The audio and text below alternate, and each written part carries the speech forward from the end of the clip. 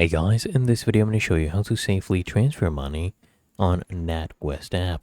First thing I want you to do is launch the app, come to the bottom, click on payments, and then from here you'll see payees. You can add a payee here. You can click here and send money as well to make a payment, and then you go ahead and click on make a payment and then add your payee from here as well. So you can choose that. You'll see how much you have on your wallet and from which account you're making the payment from. So click here and pay someone new.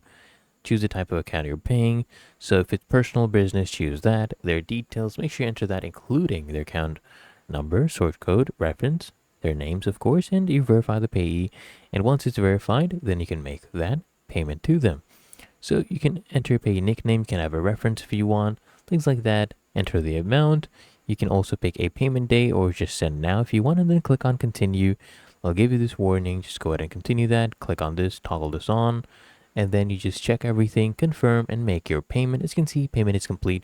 Really that easy. If you found this video helpful, make sure you smash that like button and subscribe to the channel. Really helps me out as well.